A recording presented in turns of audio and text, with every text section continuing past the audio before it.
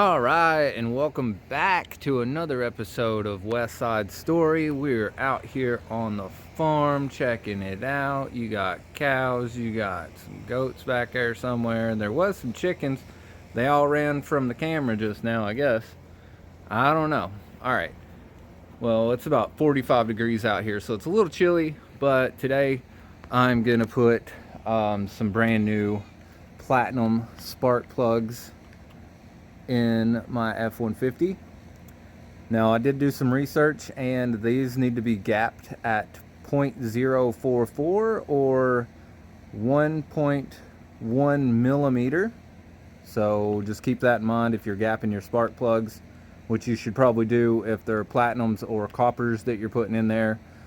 And you can always check iridiums too if you want, but they claim that they're already gapped from the factory, so who knows? But I'm going to be checking my spark plugs, and I would suggest you check your spark plugs. So let me get right into this. All right, so this spark plug socket that I have is a 13/16. I actually got a wrench just to make sure. I did put them on the spark plugs themselves. Also, I'm using Motorcraft because I'm working on a Ford. It's from the Ford company. I use this big long extension when I'm doing mine. Now this is for the front ones, just because look how far you actually have to reach to get to those. Now what I'm going to do is actually start on my back ones. So, alright, and just like whenever you're replacing your distributor, you only want to pull the wire off of the spark plug that you're changing. And then replace it immediately after replacing it. That way you don't get these wires crossed and you don't have to search for a diagram to make sure your firing order is correct. So that's just going to help you guys out. So I'm gonna replace these. I don't know that I'm going to show all of them taking them out because it does take time to put these videos together, but if you look, my last one is way back there. You can see the second one, and if I can get away, right there is the last one all the way on the far right. It's kind of under some stuff, so that one's gonna be my pain in the neck one to get to. It's way back there. See it? It's white. See if I can zoom in on it. Maybe not. There might be it. Yeah, I think that's it. Right there. So it's way in the back. That's the one I'm starting with. Just to make it easier, I'm going to go there, and then to that one, and then to that one, and then to that one, and then to that one, and then my last one is right there. So right, again, 13/16 socket. Look, if you look up in the socket, there is a rubber grommet on there that will catch or grab a hold of your spark plugs. I suggest you get an actual spark plug well for this job, but that's completely on you guys. All right, so here we go. As you can tell, I got the plug off my back, spark plug off there.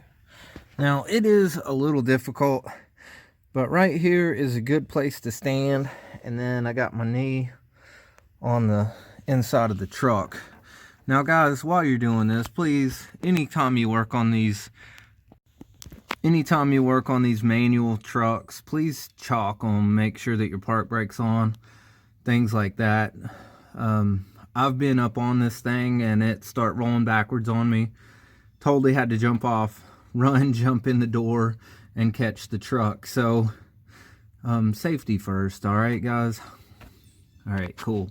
So I got that one off. I'm going to go ahead and take it, and then I'm going to gap my spark plug before I put it in. Alright, so here we have the old spark plug. On my fingers in the video. It didn't look that bad. I did change these like not too long ago. I'm just redoing it. Sorry if the focus is a little out of whack there. Alright, and if you haven't ever seen one of these, this is your spark plug gapper.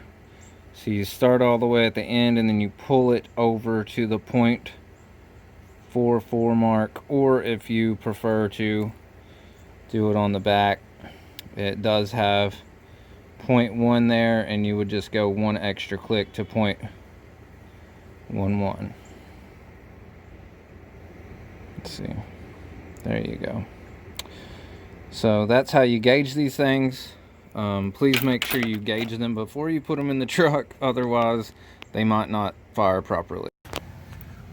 Alright, so now I got my new spark plug back in there, which if you look through the wires you can see it. Alright, and now I just repeat that same process after I put my spark plug wire, which I got laying right there, not quite on yet. But once I put that new wire back on there, then I just repeat the process all the way across, all 6 of them. All right, here's my second plug. All right, and so I'm gonna go ahead and gap my second spark plug. For my second one, I did go ahead and use my extension, the furthest one in the back. I just used my socket and this, but be careful, there's a lot of air hoses and stuff back there. You don't want to break. All right guys, so just wanted to show you. See, I got my second one in there and I already put the wires on. So take your spark plug out, gap your new spark plug, put it in, put your wire back. All right, one at a time kind of deal. Right, and some of these didn't really look that bad, but that's okay, I'm changing them in. All right, so I just put the last one in there. I would just say make sure all your plug wires snap on. If you guys didn't take this air cleaner out, I suggest it. It's only 4 8mm bolts to remove that. Really easy. So I got all my stuff connected. I'm gonna make sure, just double check my wires before I finish installing my air cleaner, and then we're gonna go from there. After all the work I've done, definitely hoping that she fires up. She needs to be ran. So thank you guys for watching. All right guys, so after a month of throwing parts at Rosie here, she is purring like a kitten. So my issue ended up being the intake air temperature sensor. It was so gummed up with oil, who would have thunk it? But at the end of the day, I did go ahead and replace spark plugs. I've replaced all kinds of parts. Check out my videos. Hey, I hope this helps you. Maybe the intake air temperature sensor is your problem. All right, that's another episode of Wes Sidestory. Sorry, I'm so excited. I'm just really happy to have my truck running again. Oh, yes. So if you guys like the video, please hit that thumbs up button. If you want more content, this is still a project and I'm going to be working really hard to make sure she goes for a long time. So hit that subscribe button, tune in. Man, what a wonderful day. All right, everybody out there, you guys keep it real. Again, this was another episode of Wes Sidestory. The 95 F150, 4.9 liter, 300 straight 6, whatever you want to call her. She is now running and up. Oh my goodness, let me get you a shot of her. And it is cold out here, so that's where all the moisture's coming from. Oh my goodness, yes. Yes, yes. Thank you, Jesus. She is running.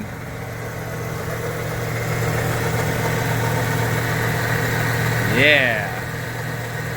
All right, guys, y'all keep it real out there. What do you think of that?